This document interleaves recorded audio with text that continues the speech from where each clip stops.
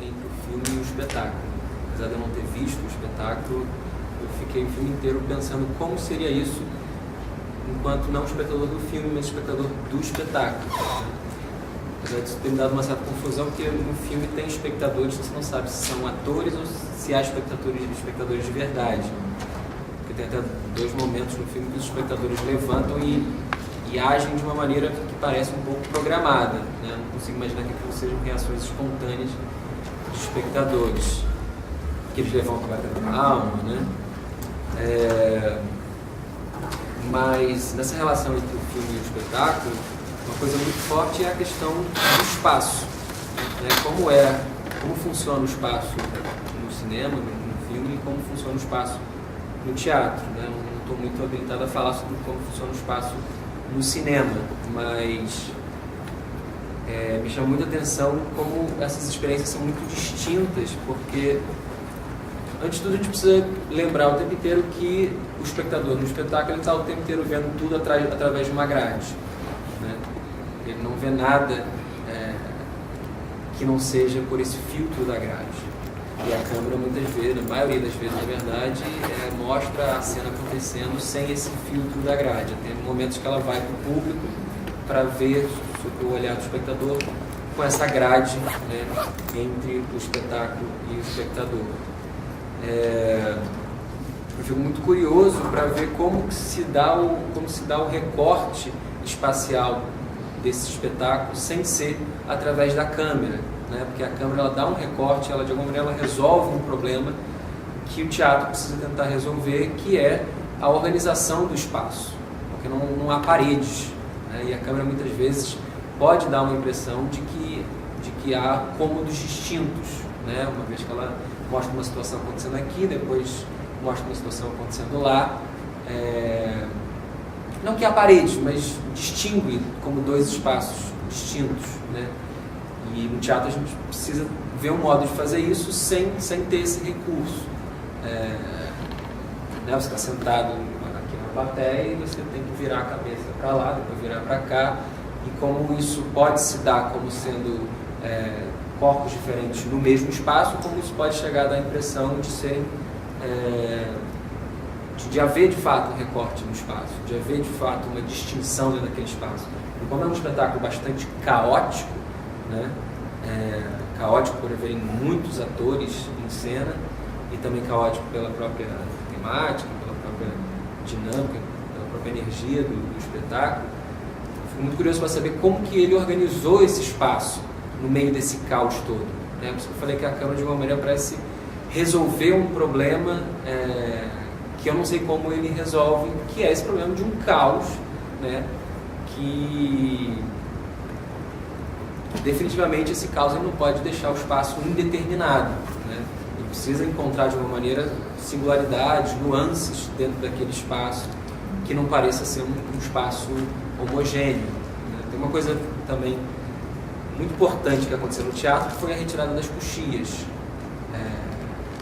o que não só faz com que os atores não precisem sair de cena, mas faz com que a gente esteja o tempo inteiro diante daqueles corpos, né, que eles não somem simplesmente, eles estão ali. E isso não é apenas uma questão de um código, de uma convenção que substituiria a coxia. Realmente gera uma experiência radicalmente distinta da coxia, que faz com que os atores sumam e só estejam presentes quando eles de fato estão em cena, né? Ou seja, se o ator sumiu, ele não está em cena. Se ele aparece, é porque ele está em cena. E aí a retirada da coxia faz com que, não, ele está presente, mas ele não está em cena. E aí você começa a se perguntar de uma maneira mais complexa o que é estar em cena, né? E nesse espetáculo a gente tem isso muito forte, né? Quem é que está em cena? Né? Você tem espectadores dentro do espaço cênico, né? Tem aquela corte, né? Infelizmente eu não cheguei no iníciozão do filme, deve ter para 5, 10 minutos de filme. Eu não sei exatamente como que começa, se eles começam fora da grade, junto com os espectadores e entram, já começa com eles lá dentro. Basicamente chegando no início da peça, né? O cara do Napoleão. Ele vai anunciando as personagens, tem uma espécie de apresentação. e explica que é uma história encenada dentro do hospício e diz quem são os atores, né, e qual a enfermidade de cada ator que representa cada papel. E aí, no caso, tem os atores, tem os enfermeiros, né, junto com as freiras. E aquele vestido de Napoleão é o diretor do hospício. E aí tem o vestido de Napoleão, ele não é, então, não são espectadores que vêm de uma corte. Não, ele é o diretor, e por isso que ele fica... Tá. Então, ninguém é de fora do hospício. Não, só a plateia mesmo, sim, que a gente sim, vê sim. Né, depois das grades. O engraçado é que o Napoleão é uma figura clássica de hospício, né? E o diretor do hospício está vestido também. Uma outra coisa para ressaltar essa diferença, na verdade, ao ressaltar essa diferença, eu não estou chegando a nenhuma conclusão, estou apenas querendo levantar para a gente poder pensar sobre isso. De novo, eu sei que a questão era a direção de ator, mas essa questão do espaço que tem a ver com essa questão do espetáculo filmado, né? Apesar disso não ser um espetáculo filmado, isso é um filme. Né? Mas até que ponto, qual é a diferença? Até que ponto um espetáculo filmado é um filme, até que ponto um filme é um espetáculo filmado, e até que ponto são duas obras distintas. Né? Mas sendo duas obras distintas, então, o que caracteriza cada uma delas? Né? Porque, por exemplo, o que a câmera faz também é que um ator entre no plano, né, no corte da câmera, e você não sabe exatamente de onde ele vem. Isso é uma coisa que em vários momentos me angustiava, né? Uma tentativa, eu tentando entender como era aquele espaço, de repente entrava um ator, né? Estavam dois atores no plano, e aí entrava um terceiro, e gente, da onde veio esse terceiro? Ele veio do fundo do espaço, ele veio do fundo do espaço, ele estava do lado, ele estava perto da situação que estava acontecendo, porque esse deslocamento, né, ele faz com que o espaço seja muito vivo, né? Se você vê uma distribuição no espaço que é fundamental para a experiência do espectador. Se está todo mundo aglomerado ali, por exemplo, tem vários momentos que fica todo mundo aglomerado num certo caos de 15 atores, né, apertados ali na câmera, só que provavelmente tem outros atores ao redor, né, e esses atores de alguma maneira eles interferem na nossa experiência do espetáculo. E aí eu fico pensando, quando tem um filme, que esses outros atores que estão não em cena, né, mas no espaço, eles já não têm, eles já não exercem esse efeito sobre a experiência do espectador.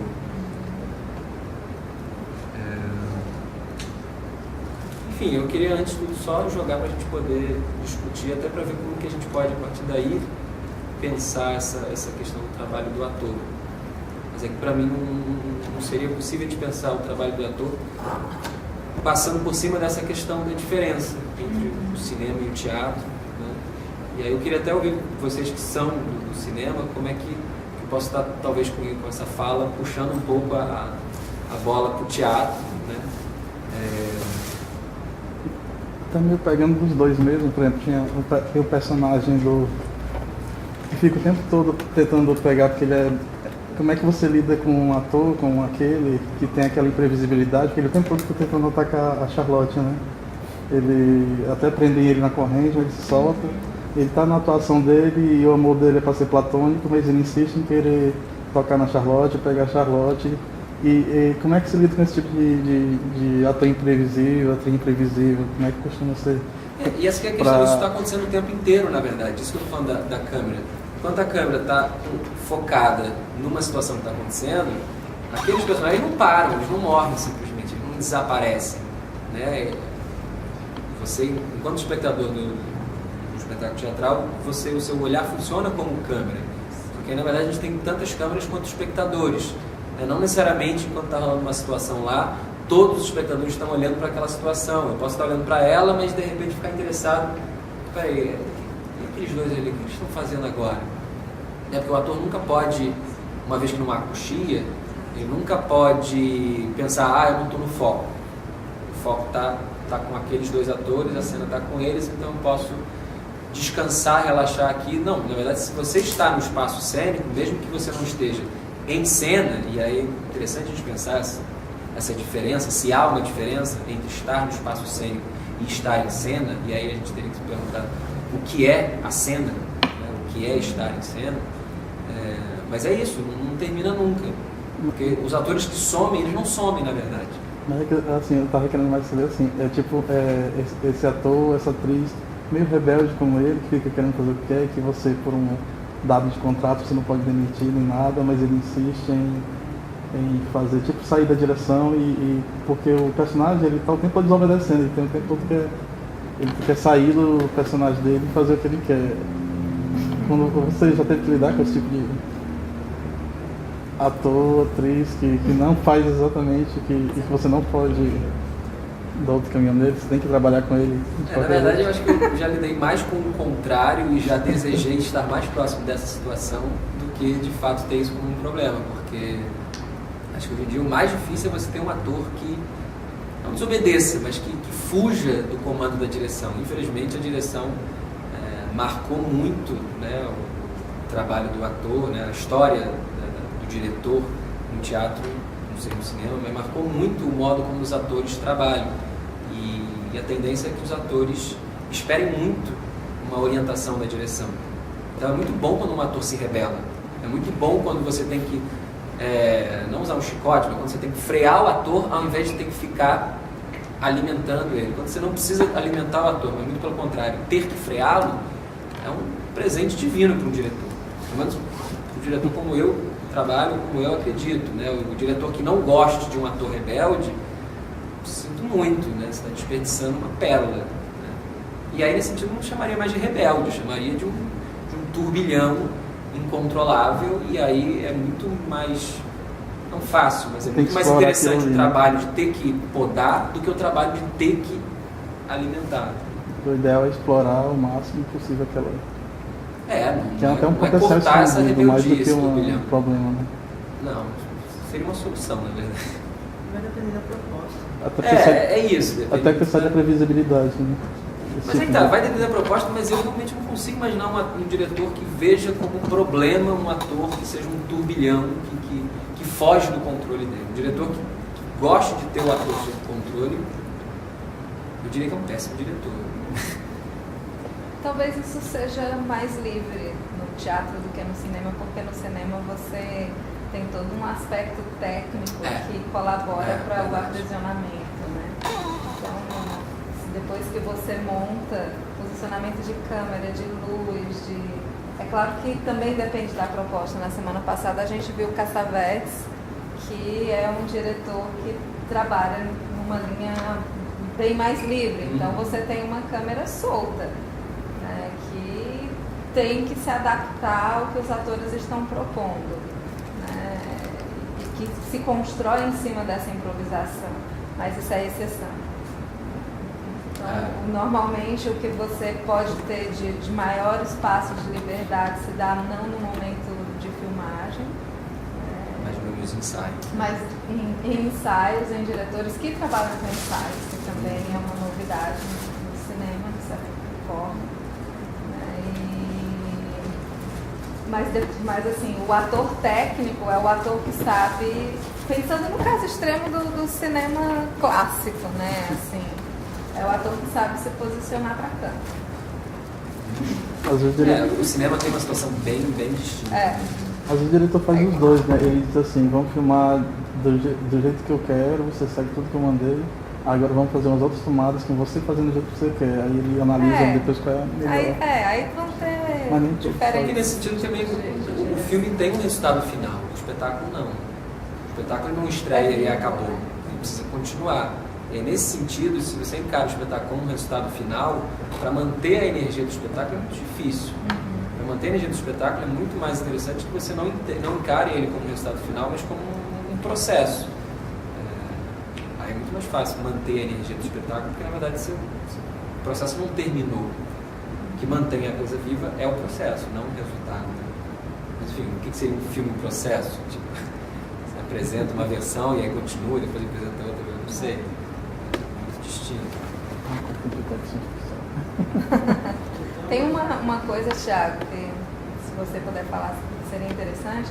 Assim, esse filme ele tem uma proposta de personagem que é muito delicada, porque tem camadas de personagens, né? Porque eles interpretam papéis da Charlotte, o Marat, né? Mas ao mesmo tempo esses atores têm que interpretar a Charlotte, que na verdade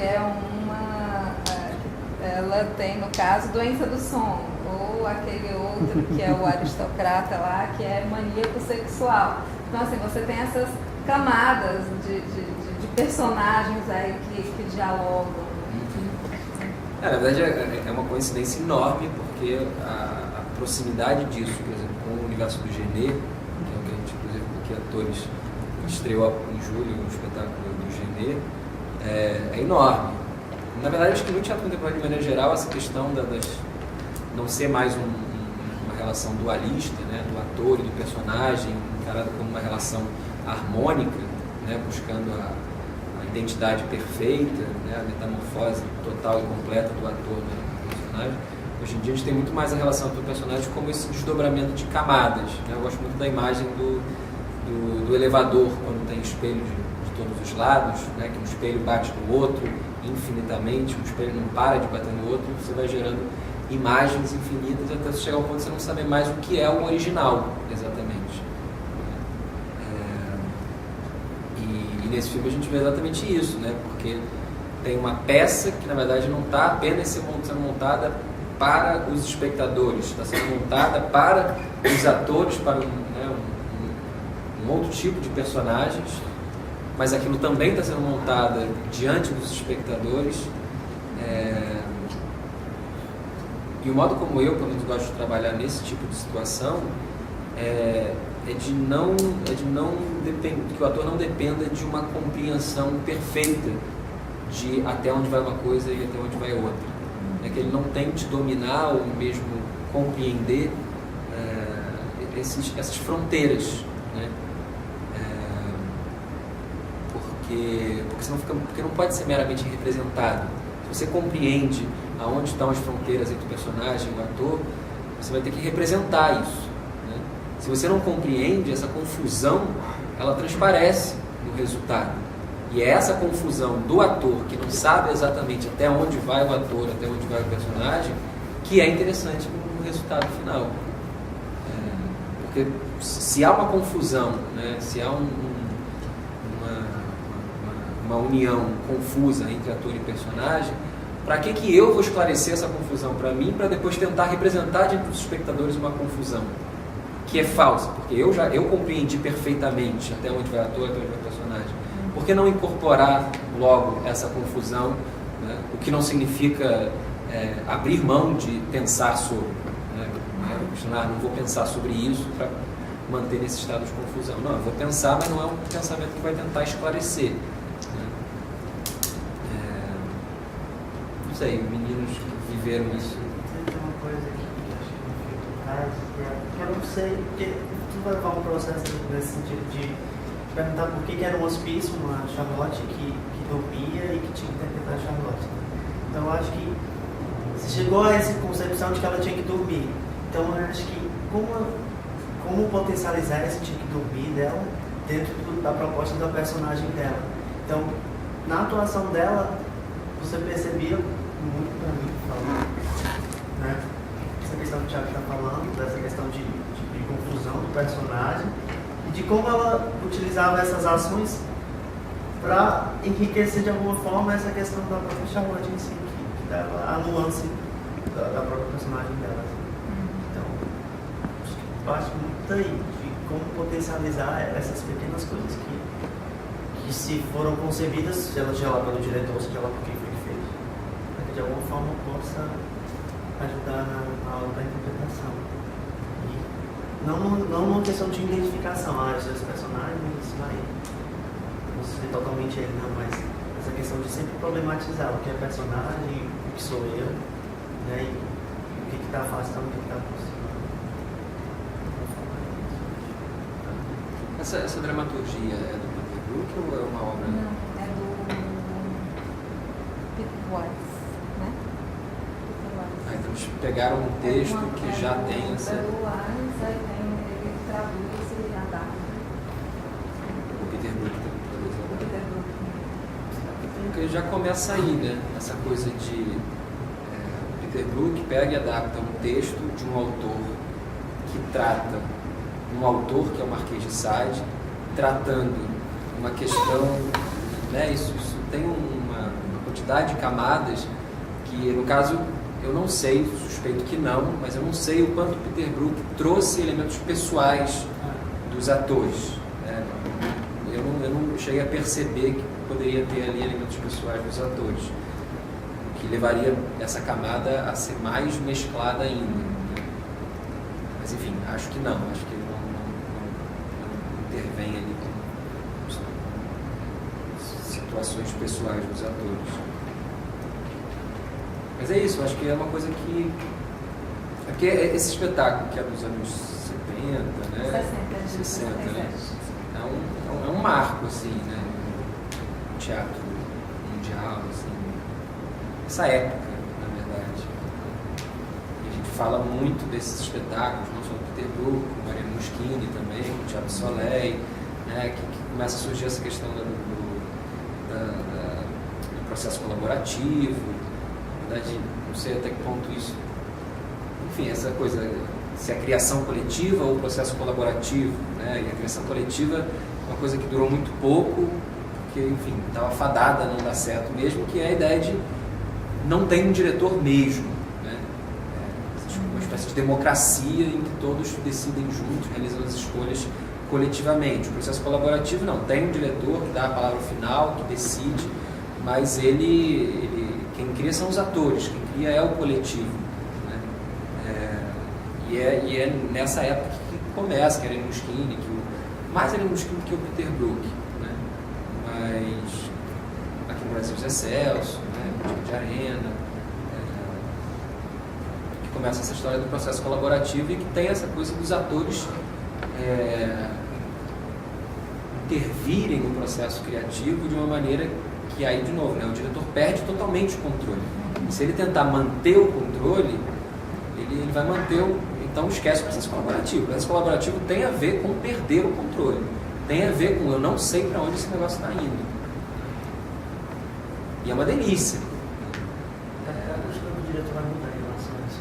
Vai ser mais um diretor padrão clássico que a gente tinha.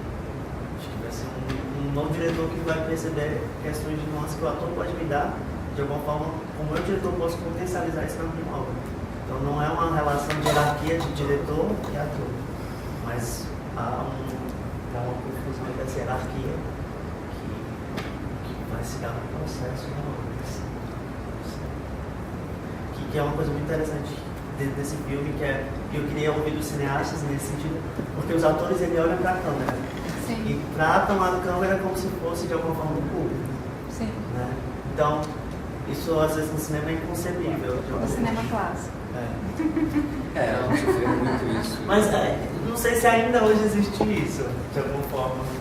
Porque olhar para a câmera é como se fosse, sei lá, perder toda a magia do cinema. Assim, você trabalha com, no caso desse filme, ele potencializa bastante os processos de reflexividade, que é essa coisa do cinema que se mostra como... do filme que se mostra como filme, né? A obra que se mostra como obra. Isso está bastante... É bastante feito no cinema desse período, dos anos 60, que é quando se instaura... Enfim, quando tem todo o debate em torno do que a gente chama de cinema moderno, que questiona as convenções do cinema clássico. Mas, assim, o cinema que é mais feito no mundo até hoje é o cinema clássico. Então, quando a gente vai ao Iguatemi assistir a um filme, via de regra, o que a gente está vendo é um cinema clássico, né? Feito hoje. O cinema clássico não é o cinema de uma época que passou. Não é de uma época que passou. É um certo padrão, né, com suas regras, com suas convenções, né, e que existem desde 1915 até hoje. Funciona, né? Mesmo eles andam quebrando, pegando emprestado esses, vamos dizer, truques do pessoal que não é de Hollywood usando nos filmes. Até o negócio da quarta parede há muito tempo Hollywood joga muito espaço, né? Porque aparece muito nos filmes, é até muito comerciais. usado, mesmo no... Claro, assim, é claro que depois de toda a ruptura que aconteceu, né, todo o questionamento que acontece nos anos 60 em relação às convenções do cinema clássico, muita coisa você vê incorporada no cinema, mas de uma forma sutil, muito leve. Você não tem, né, como a gente tem aqui, que é claro que essa coisa de que era um espetáculo, de que é um diretor de teatro, que tem, né, é mais do que um diálogo intenso com o teatro, é realmente uma obra híbrida, né, que potencializa isso, mas você tem cineastas, sei lá, como Godard, que vai ser mestre em quebrar as regras. Né? Mas é interessante porque perceber isso na relação, quando você estiver gravando, como um ator, ele que é diferente. Você é ator que a gente está passando por esse processo junto, que a gente está fazendo no filme, e a gente tem que se relacionar com a câmera. Então, você ator se relacionar com a câmera é muito estranho, às vezes. E esses atores, eles fazem muito bem isso, de uma maneira em que conceber a câmera como público já dá um diferencial na interpretação deles. Então, como é que o diretor, isso é muito embaçado para mim, como o diretor vai trabalhar isso num ator, percebendo essa questão dessa relação com a câmera, porque a câmera é um objeto. Então, como é que o ator vai se relacionar com esse objeto de maneira potente para que isso de alguma forma reverbere na obra, que de alguma forma revele isso que você está dizendo? Que essa câmera não é bem um objeto, ela deve ser um misto, né? Um objeto sujeito, porque, não só porque por trás da câmera tem uma pessoa, nem precisa ter, mas a câmera é um olho, né? Assim, um voyeur. É um voyeur, muito mais do que... E assim, e não necessariamente a sua relação com esse voyeur é declarada, no sentido de que ele está te vendo, mas não necessariamente para o público você está vendo esse voyeur. Então, muitas vezes você está teoricamente sendo observado sem saber-se, né? Então, não dá... Aqui, poucas vezes. Muitas vezes acontece, mas também muitas vezes acontece o contrário, deles falarem diretamente para a câmera. Mas você tem muitas cenas em que isso não acontece, em que a cena tá ali, é como se o voyeur estivesse observando algo, né? Mesmo tem planos lindos assim de closes e que você pega, né, o detalhe, muitos do Mará, e o Mará ele não está olhando para a câmera, né? Ele está numa espécie de um monólogo interior, uma coisa assim, um discurso meio misto, que é para o povo, mas ao mesmo tempo não é diretamente para a câmera. Mas é interessante esse exercício, enfim, não sei, fico certo, imaginando os atores que dominam isso, não sei quais são exatamente, mas tenho os meus suspeitos, do ator que sabe para onde a câmera está olhando, mesmo que eu não veja para onde ela está apontada, mas no sentido de que eu sei para onde ela está apontando, porque ela está apontando para onde eu quero que ela aponte. Que é uma coisa que no teatro a gente tem que exercitar, porque a cabeça do espectador, né, o pescoço do espectador, ele vai direcionar o olhar para onde o atrativo estiver mais forte, né, para onde o efeito puxar melhor. Mas eu tenho essas suspeitas, enfim, nunca vi entrevistas falando sobre isso, mas, por exemplo, atores como o Marlon Brando, né, eles não estão ali simplesmente vivendo a ação, fazendo o que quer que esteja, e depois eu vejo como é que ficou o resultado, mas é como se, tipo, me dá essa impressão de que ele colocou a mão aqui, e isso não estava combinado, sabendo que a partir do momento que ele colocasse a mão ali, o diretor ia chegar pro diretor de fotografia, pega aquela... Então o próprio diretor de fotografia já chegaria pro câmera, pega aquela mão ali, é ótimo. Né? Então como é que é essa relação de saber que ao colocar essa mão aqui, a câmera vai querer essa mão? Que aí vem esse lado que a gente ouve muito com um viés pejorativo, de teste para comercial, tem que seduzir a câmera, né? Que isso é horrível, né? Os atores de teatro, essa ideia de ter que seduzir a câmera. Mas tem um lado interessantíssimo desse seduzir a câmera, que é quase esse poder magnético, né? De saber, você nem está olhando, estou num diálogo aqui, eu fui lá e apoiei aqui, tenho certeza que a câmera vai pegar essa mão. Porque aí tem até a ver com viewpoints, né? Que é uma técnica usada no teatro, que vem da dança, que é esse exercício do ver e ser visto, né? Do estar em cena, sai para ver a cena de fora, volta para dentro, sai para ver a cena de fora, volta para dentro. Ou seja, enquanto eu estou lá sendo visto, eu sei o que quem está vendo, né? Então é quase como se o ator pudesse fazer esse exercício de estar em cena, sai de cena para ver o que a câmera, o enquadramento que a câmera está pegando, ou até sugerir enquadramentos. Pode ser sugerir. Mas na verdade quase tudo é possível, vai depender do tipo de proposta, do tipo de diretor, mas o que muitas vezes acontece, esses atores muito bons e os mais técnicos, o que talvez seja o mais comum de acontecer é que eles sabem realmente o que está sendo visto, assim, a ideia desse ponto de vista, e que eles têm consciência disso, então não necessariamente a câmera vai corrigir para mostrar. Está lá e ele sabe que ele pode explorar esse espaço. Então, se ele pode explorar, ele vai explorar de uma forma que seduz a câmera, ou seja, que seduz o olhar do espectador. Se eu sei que eu estou num big close, eu sei que eu só posso fazer qualquer coisa com o meu rosto, com o meu olhar, com o que eu vou fazer. Que vai ser diferente de só dizer o texto ou de cumprir uma marcação, uma coisa assim. E é interessante, você falou ator técnico, né? E isso vai de encontro a essa escola que eu considero abominável, né, que está surgindo com essa senhorita Fátima Toledo. E eu me pergunto se esses atores que ela, não aquela forma, que não é exatamente uma escola, mas que ela envenena,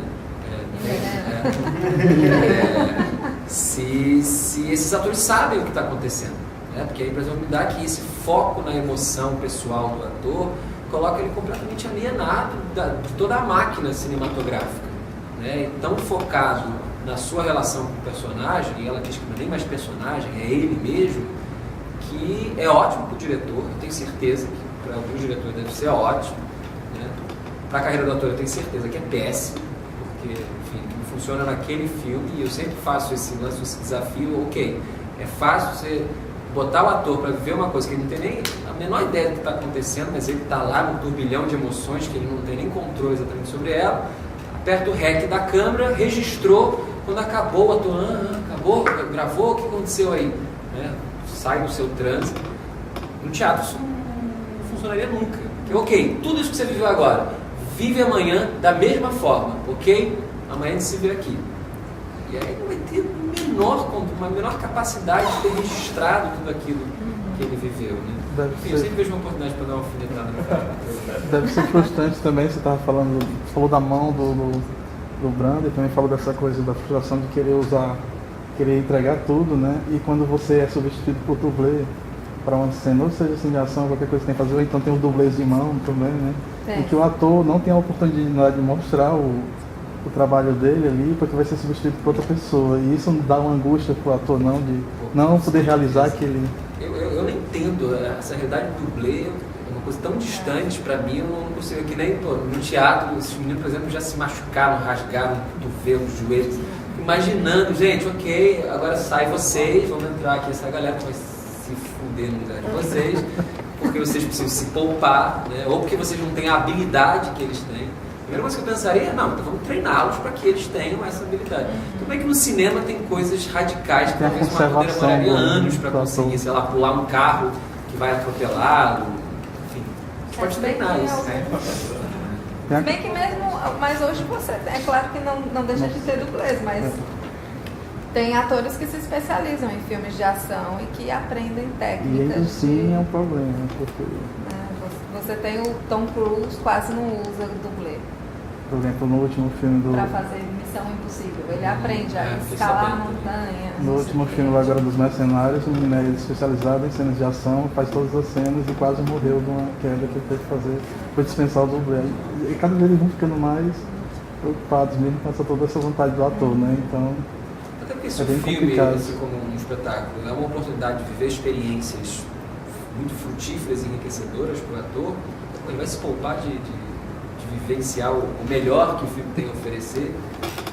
Imagina ele assistir o filme depois e falar, pô, não fui eu que subi essa montanha. Tudo bem, muitas vezes não é uma montanha de verdade, mas se alguém viveu aquilo e não foi ele, eu, pelo menos como ator, ia ficar, cara, não fui eu que vivi isso, eu desperdicei essa oportunidade.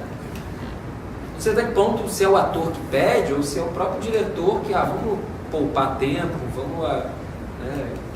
não sei que tipo de situações pode acontecer disso. tem uns atores que Se pedem. Se o ator pode pedir, o diretor fala, não quero, vai ser o dublê, porque ele vai Tem fazer uns que melhor. quase imploram para fazer a cena e o diretor não deixa. Bem complexo, né? O que mais? São todos alunos de cinema. Não.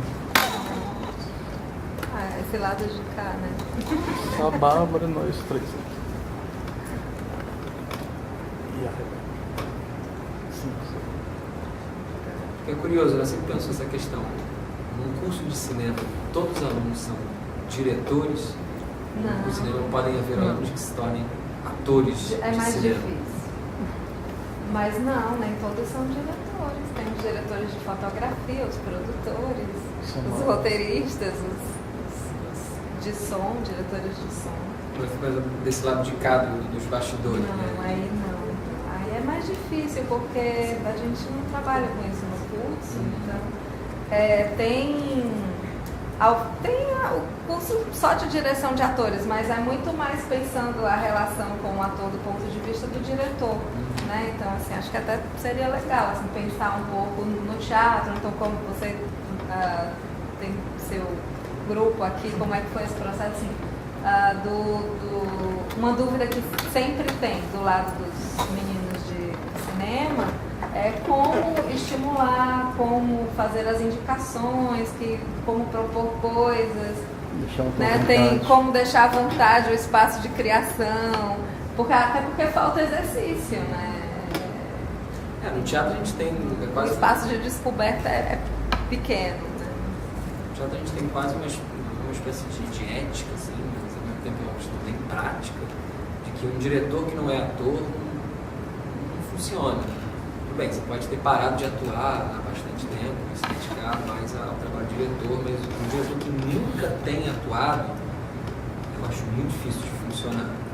Porque o ator, ele passa, não sei, penso isso, assim, que o ator ele tem uma psique muito específica, é muito diferente de uma psique, por exemplo, se um ator for fazer psicanálise, o psicanalista tem que saber, eu estou psicanalizando um ator, e ele vive coisas que um médico não vive, que um advogado não vive, porque as situações psicológicas nas quais ele se insere são muito, por exemplo, a questão da autoestima no trabalho do ator, muito sério. É muito fácil um diretor chegar, não aguento esses atores com essas crises de autoestima, que por exemplo, o ator tende a ter essa situação aqui, de fato, às vezes é chato, de uma cena entre dois atores, aí o diretor comenta um monte de coisa sobre o trabalho desse ator, e aí vai lá e diz, ok, gente, vamos fazer a próxima cena. Aí aquele outro ator diz, mas você não falou nada do meu trabalho. E é o tipo de coisa que muitas vezes o diretor fica, que saco esses atores, com esse problema de autoestima, essa carência e tal, não sei o quê. Mas é nesse lugar que é muito importante você ter passado por isso. Porque é muito fácil, o diretor chega e fala, não tenho tempo para isso não. Porque assim, eu como ator, né, eu sou ator, eu entendo isso, eu sinto isso. Talvez quando eu estava começando, eu sofria mais com isso. Mas ainda hoje, se eu for fazer uma cena com outro ator e o diretor fica 10 minutos falando do trabalho do outro ator, não fala nada do meu, alguma coisa acontece comigo, né? Isso tem não é uma coisa que eu fico indiferente a isso. Então, saber que tipo de situações psicológicas o ator passa, e não saber porque você estudou, mas saber porque você passou por isso também, eu considero fundamental no tato que você vai ter com o ator. É isso, a questão da direção de ator está toda no como que eu vou extrair do ator aquilo que eu quero. E eu ainda considero isso um modo tradicional de dirigir ator. Porque, né, eu trabalho muitas vezes até sem angustio com isso, quando eu digo, eu não sei o que eu quero. Eu, como diretor, eu não sei o que eu quero. Vamos descobrir juntos o que não eu quero, mas o que nós queremos. Né?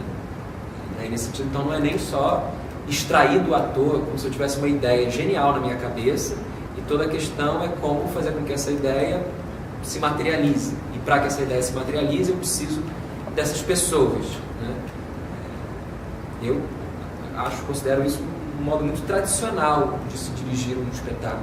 Né? Como se o espetáculo fosse uma ideia que sai da minha cabeça para o espaço, através dos meus materiais, né? Que são os atores, a cenografia, o figurino. Então, quando entra na questão de, não, eu não sou um diretor que tem uma ideia e por isso a grande questão é como que eu posso usá-los para materializar a minha ideia. A partir do momento que, não, eu tenho sensações, eu tenho imagens dispersas que vêm na minha cabeça, não sei exatamente o que funciona, o que não funciona e como que eu vou mobilizar esses atores a buscar o que eles querem buscar. E a partir do que eles oferecem é que o diretor pode dizer, cara, eu acho que isso é o caminho, acho que isso funciona mais do que o que a gente fez ontem. Então é isso. Eu vejo muitos diretores se estressando muito com os atores, reclamando, tipo, você não faz o que eu quero. Sim, que questão de sacanagem. Não faz o que você quer, porque como que se faz isso? É daquela vontade de dizer, vai lá e faz você então, cara, diretor. Eu não sei fazer. Então, não sei, acho que é uma situação mesmo, acho que não sei como isso funciona no cinema. O cinema tem uma parte técnica muito mais. Tanto muitas vezes tem um diretor e um diretor de ator. Isso no teatro, para mim, talvez em grandes produções, musicais, né? Às vezes eu tenho 1000 coisas para resolver, tudo bem, mas eu não consigo, assim, a direção de espetáculo em que há o diretor e o diretor de ator. Não sei se você tem um assistente que te ajuda, né, a trabalhar com um ator específico quando você está trabalhando. Eu, por exemplo, chamei a minha esposa para ajudar a trabalhar questões específicas com os atores e tal. Mas um diretor que tem o seu diretor de ator e por isso está resolvida essa parte, e agora eu posso pensar no todo, não sei. Assim.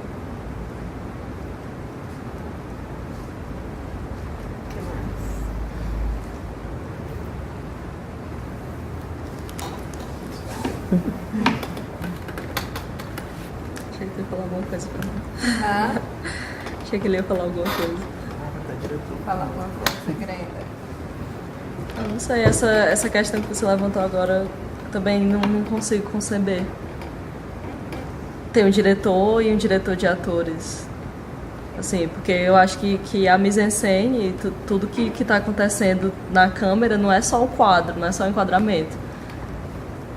Tem a ver com um feeling também, assim. E ter um diretor diferente, uma pessoa para trabalhar com os atores e outra pessoa para dizer corta, não faz muito sentido, assim. Eu não acho ruim, não. Mas contanto que não seja só o diretor de atores, assim, o diretor de atores está ali para me auxiliar, mas não quer dizer que eu não vá ter nenhum contato com eles. Apenas ele está ali para quando chegar eu também conversar com eles, mas ele ter facilitado o meu trabalho, entendeu? Antes de eu chegar lá e falar com eles. Mas só nesse sentido, não no dele, quem vai mandando, vai decidir tudo com os atores aí, que vai resolver todos os problemas, ele não. Eu também vou, mas só que tipo, eu também tenho que cuidar de outras coisas, eu tenho que falar como diretor, pelo menos quando a coisa for um pouco maior. Quando é uma coisa mais íntima, tudo bem, um pouco mais íntimo, mas depois tem que falar com o pessoal do som, o pessoal da fotografia, você tem que mas é pra isso que serve o assistente de direção, Fernando. Justamente, mas o assistente de direção nem sempre é especializado em conversar com o ator. Você tem que ter aquela pessoa que saiba conversar com o ator. Não, eu tô te falando para as outras coisas, essas outras coisas. Tipo, não, é pra isso que serve o assistente de direção. Pode ser exatamente. Tanto que nesse último espetáculo que eu dirigi com os meninos, acho que foi a produção mais complexa que eu já tive, onde de fato tinha que lidar com o figurinista, tinha que conversar com o iluminador, tinha que conversar com o cenógrafo. E a angústia que eu tinha era o contrário, era de cenógrafo, iluminador, figurinista, não enche o saco que eu estou aqui concentrado nos atores, entende? E aí eu penso até o contrário, de ter um assistente ou alguém para conversar com o cenógrafo, figurinista, né? Porque eu acabo entendendo isso, é muito mais próximo da realidade do teatro, talvez, mas que o espetáculo são os atores. Por exemplo, às vezes você está fazendo um ensaio e aí o iluminador senta do meu lado e começa a falar, eu acho interessante, falando, né, os atores estão trabalhando ali, o iluminador chega e fala, eu acho interessante, a gente podia fazer... Tá. E aí o iluminador não tem a sacação, ou seja, nesse sentido, esse lugar de chefe de empresa que o diretor acaba assumindo, né, aonde está, não sei se isso é um pouco essencialista ou ingênuo, mas aonde está a pulsão da criação artística? Aonde está concentrada essa força artística do trabalho do diretor? Né? Porque muitas vezes eu desconfio que o diretor cada vez mais se torna um chefe de uma empresa, né? Cada vez mais um administrador, né? E ele tem que estar tão atento a essa administração, de ter vários funcionários com os quais lidar, funcionários que vêm perguntar para ele, vem cá, cor vermelha ou cor azul? E eu, pelo menos, fugindo dessa função, você fala, sei lá, cara, escolhe você. No caso do, que eu até falei do você eu estou lembrando agora do filme do Truffaut, A Noite Americana, que é mais ou menos isso, né? Tudo pegando fogo, você já viu? Sim, há muito tempo, eu não lembro muito bem. Porque tem esse tipo de situação o tempo inteiro, a atriz em crise, o ator e a atriz que estão tendo casos, todo tipo de situação, né? E ele tem que inventar diálogos de última hora e as pessoas chegando o tempo inteiro para perguntar onde é que bota isso, onde é que faz aquilo, que cor é aquilo, enfim. Mas assim, mesmo no cinema, você tem desde, voltando, né, a questão da tradição clássica, e principalmente pensando a tradição clássica no período clássico, que o filme era do produtor, o diretor era um técnico mesmo. Essa visão do diretor como um artista, criador, ela se fortalece a partir dos anos 50, 60. Mas no teatro também, né? O diretor era um organizador da cena até o final do século XX, século XIX, né? Ele era apenas um ensaiador. E, na verdade, não tinha encenador. Tinha um dramaturgo e está aqui a peça. Tá aqui, ó, tem todas as dicas necessárias, é só vocês se organizarem enquanto atores e ter um diretor para organizar, para a cena não ficar bagunçada. Mas um encenador que é o artista, que pensa, e aí nesse lugar do artista que pensa, enfim, aí já era um outro problema, como se os atores não pensassem. Sim. Que é o que aconteceu nos anos 80, que é considerada a década do diretor do teatro no Brasil, né, que tem Geraldo Thomas, Bia Lessa, né, grandes diretores. Isso ficou muito forte. Por isso que nos anos 90 o movimento que vem logo a seguir é de companhias, né, começam a surgir grupos de teatro, que até hoje isso é muito forte, a questão de constituir grupos de teatro. Mas, não sei se é muito romantismo da minha parte, mas eu valorizo muito essa questão do silêncio, sabe? De uma pausa, de um momento em que, tipo, calem a boca todos. Porque senão o diretor é colocado num lugar em que ele precisa ter resposta para tudo. E isso é muito maléfico para a criação do diretor. E o diretor costuma aceitar isso que, na verdade, é de alguma maneira enfiado a ele.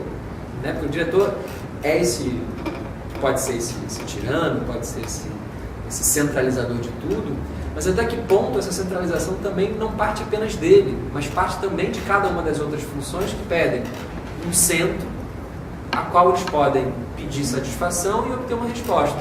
Né? Então o diretor precisa também exercitar não sei. Tipo, funciona mais o vestido vermelho ou rosa? Não sei. Falo com assistente. Não sei. Tipo, a resposta que eu te dou é essa, não sei. Talvez amanhã eu saiba ou daqui a 2 semanas eu saiba. Mas agora eu não sei. Até defendendo assim o que eu falei agora há pouco, não é nem falar com os outros no sentido de qual é a cor escolhida. Não é a parte técnica, mas é tipo chegar pro fotógrafo e dizer a minha ideia artística do que eu quero da cena, de se ele compreender. montar bem, mas tem certas coisas que você tem que chegar pro fotógrafo e dizer, eu preciso conseguir essa cena um tipo de luz que senão vai arruinar toda a ideia do, entendeu? Esse tipo de coisa, não...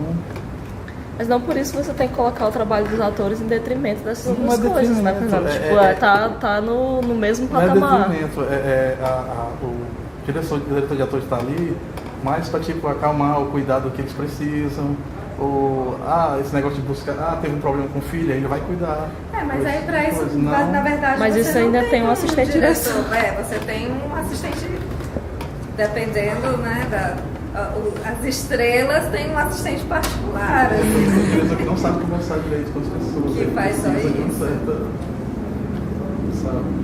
Eu sempre penso que horizontalizar é a melhor solução. Ou seja, aquilo que eu falei, o diretor tem que ter vivido experiência de ator, tem que saber como são os ângulos operacionais do trabalho do ator. E parece a mesma coisa do diretor de fotografia, do figurinista, do iluminador. Quanto mais ele entender de todas as outras funções, quanto mais ele conseguir ficar curtindo, pirando o trabalho dos atores. Me angustia muito o iluminador que não se interessa pelo trabalho dos atores.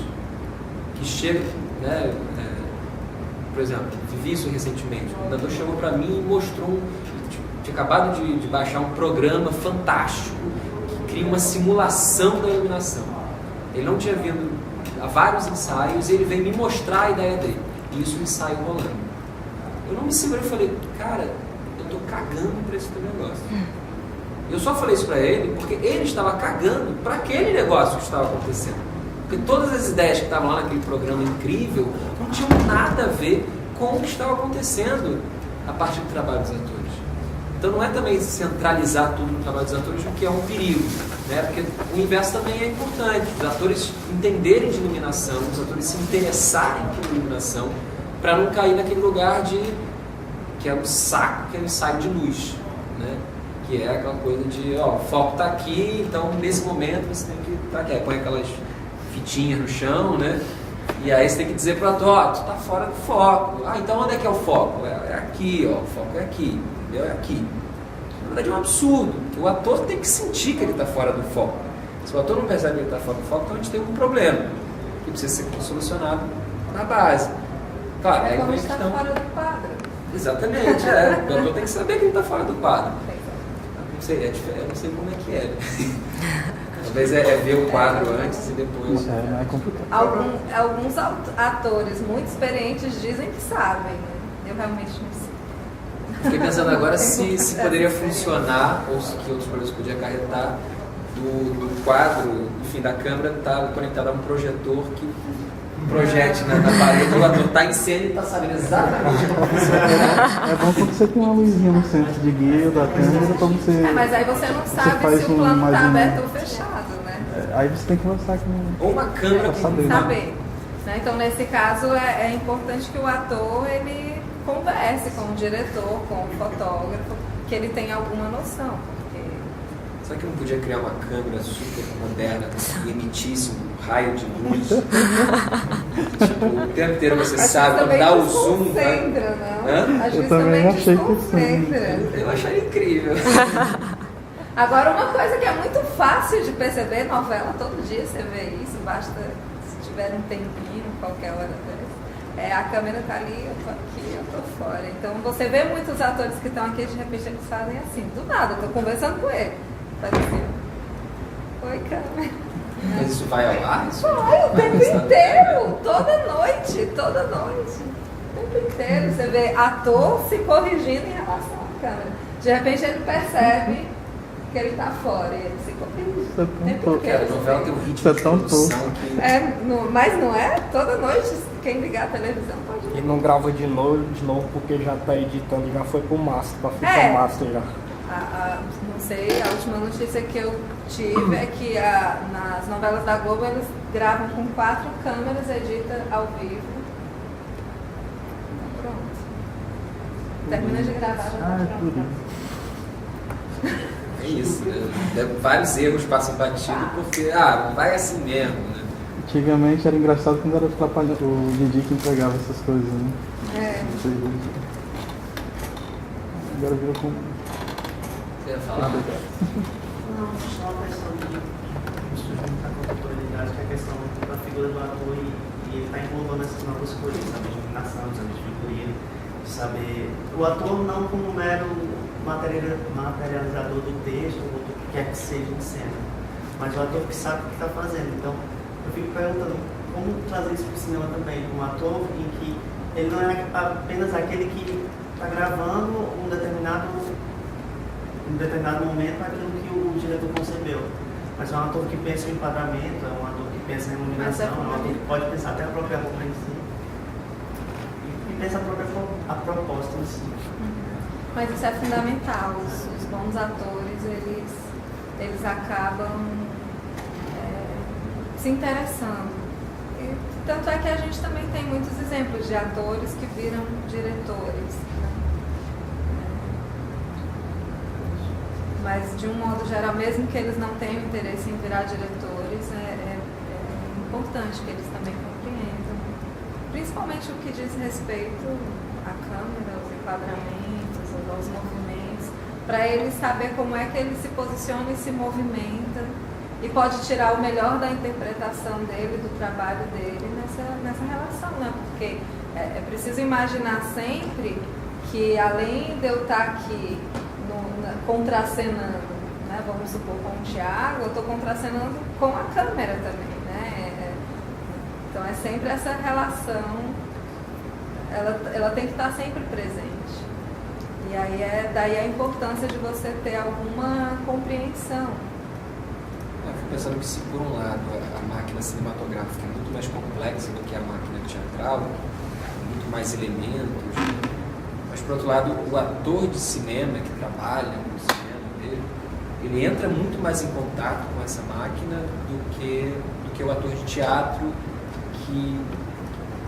porque a produção cinematográfica ela é muito mais profissionalizada do que a produção teatral. Então é muito comum um ator ficar 10 meses, 1 ano no processo, e aí só depois começa a se pensar na iluminação, não sei o quê. Então o ator de teatro está muito mais acostumado a estar centrado no seu próprio trabalho, né? O ator de cinema, desde o início, ele já está tendo que engajar o trabalho dele com a máquina cinematográfica. Isso pode ser um certo problema, né? Essa coisa que foi muito forte no teatro no século XX, cada vez mais o foco no ator, né? Que também foi enxugando um pouco a máquina teatral. Talvez a maquinaria teatral era muito mais complexa no início do século XX, final do século XIX, do que é hoje, né? Os cenários que descem, a ópera, por exemplo. A ópera é uma coisa muito antiga e é muito mais complexo do que o teatro de hoje, que cada vez mais... Quer dizer, apesar de que hoje também está entrando novas tecnologias, né, outras coisas, mas de fato, o ator, ali no meados dos anos 50, metade do século XX, se centrou muito no próprio trabalho dele. Por exemplo, quando o Grotowski fala em busca do teatro pobre, né, ele está basicamente pedindo que o ator se concentre no trabalho dele e, mais ainda, se concentre na humanidade dele, nessa certa essência, as emoções do ator. De alguma maneira, a Fátima Toledo tenta levar isso para o cinema. Desculpa, realmente tem problemas. Também pensando a questão das diferenças, eu acho que tem um tipo de ator que ele pode sobreviver bem num cinema ou numa televisão comercial e que ele não teria espaço no teatro, assim, que é um tipo de ator que a gente pode dizer que funciona. Ele é só técnico, ele não tem muito... nem é muito criativo, nem é muito bom no que faz, né? Mas ele funciona. Tem noção de espaço. Ele tem boa noção de espaço, ele sabe se posicionar em relação à câmera, ele não compromete do ponto de vista da interpretação, da gente ver o que ele está fazendo e entende, se ele está triste, se ele está alegre. Está sempre preparado para o meu curso. A famosa frase da como é o nome dela? Glória, né? Glória. Bom.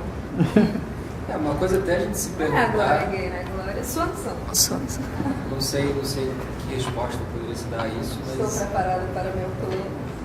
uma coisa que eu me pergunto é por que existe essa diferença entre ator de cinema e ator de teatro? melhor, existe uma diferença brutal entre o cinema e o teatro. Sim. Então, por que todo ator de cinema não é ator de teatro? E por que todo ator de teatro não é também ator de cinema? Isso de estar ativo nos dois universos. Mas eu acho que no fundo é porque não querem, sabe?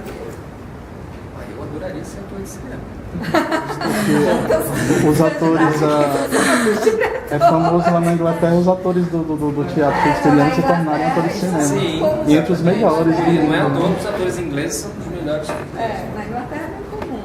Nos Estados Unidos acho que é tudo muito dividido, Tem uma escola mas só pra você atores tem um pouco de de cinema. trânsito. Né? A questão é que no cinema existe uma panelinha de atores. E no Brasil eu acho que também tem uma coisa financeira, é difícil É. viver de teatro. Então a galera vai pra televisão para ganhar dinheiro E aí acaba meio que abandonando o e teatro. acaba meio que abandonando. Acho que são realidades particulares, mas eu entendo que um bom ator, ele pode ser um bom ator. Eu acho que é mais uma situação de E às vezes mercado tem do uma que pela coisa questão que é artística pessoal mesmo. mesmo. Não, tem gente que não gosta de ficar em cartaz um ano e fazer sexta, sábado, domingo a mesma, enfim, por mais que a gente saiba que não é a mesma, Mas acho que seria muito prefere interessante estar o se, tempo inteiro num projeto diferente, né? Então aí vai também pra... por exemplo, se tanto o teatro quanto o cinema desse dinheiro igualmente, né? E os atores falam assim, não, tem um momento meio cinema. E tivesse facilmente como entrar, né, no cinematográfico, não, agora tem um momento mais teatro. Você pudesse, todos os atores pudessem estar o tempo inteiro, ou em paralelo mesmo, pô, estou em cartaz com um espetáculo e vai estrear um filme meu, né? Isso seria muito rico, tanto para o cinema quanto para o teatro. mas acho que isso só na Inglaterra. Por exemplo, ainda hoje, essa discussão os cinemas têm que fazer menos, né? Não, São coisas tão superadas e que acho que existe ainda hoje exatamente por esse abismo enorme que existe entre atuar no cinema e atuar no teatro. Acho que você pegando como exemplo a Fernanda Montenegro, o Marco Nanini e a Letícia Sabatella, são 3 pessoas, entre outros, que eles trabalham na televisão, no cinema, no teatro, o tempo todo, sempre ao mesmo tempo. Eles estão sempre fazendo uma peça de teatro, estão sempre em algum projeto da Globo, alguma coisa, mas também estão sempre lançando filmes do cinema. E eles se acostumaram muito fácil a isso, eles não tiveram toda essa dificuldade, eles simplesmente aprenderam como era o meio e se adaptaram rapidamente. E que era bom até usar como exemplo para fazer essa transição, os exemplos desses atores, desses artistas.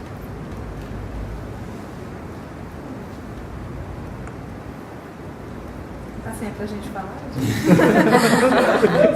É uma pergunta. Mas assim, pegando essa coisa do cinema, tem que ser menos. A Fernanda é sempre um excelente exemplo, porque ela nunca é menos.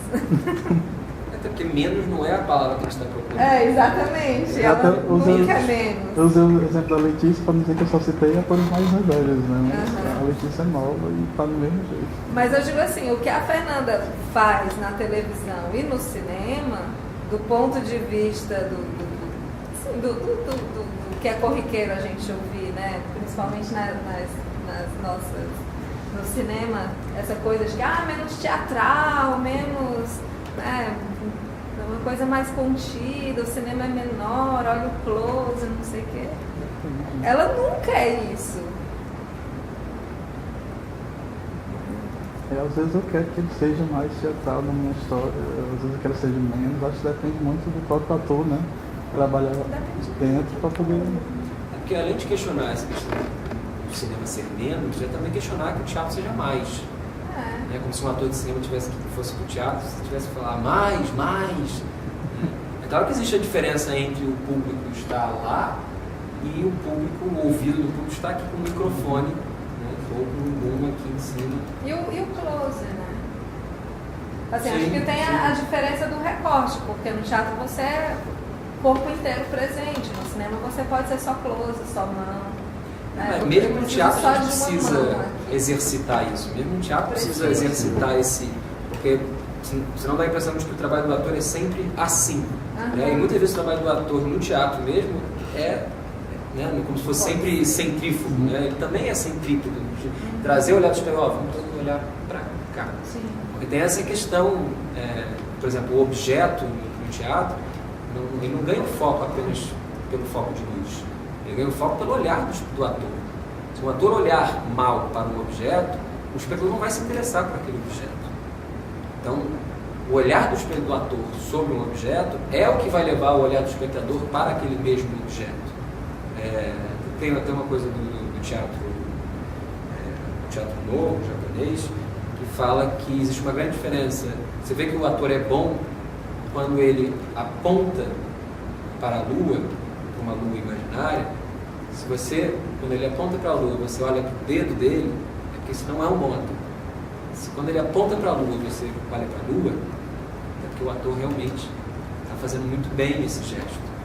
Porque, de fato, existe um trabalho que depende muito do ator conseguir direcionar o foco do espectador. E nem sempre é um foco aberto, muitas vezes é um foco fechadinho mesmo. Né? Você conseguir pela voz, não só pelo gesto, mas também pela voz.